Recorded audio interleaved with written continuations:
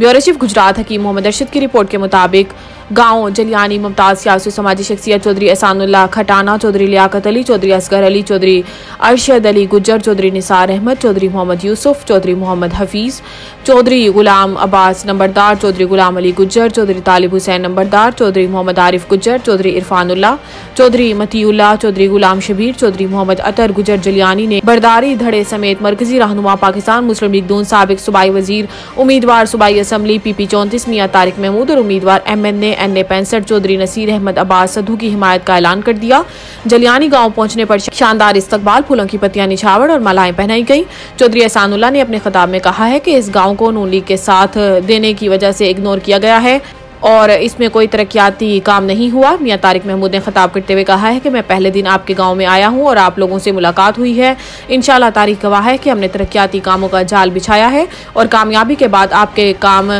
तरजीही बुनियादों पर होंगे। मियां तारिक महमूद ने शानदार इस्तकबाल और हिमायत पर तमाम साथियों का शुक्रिया अदा किया।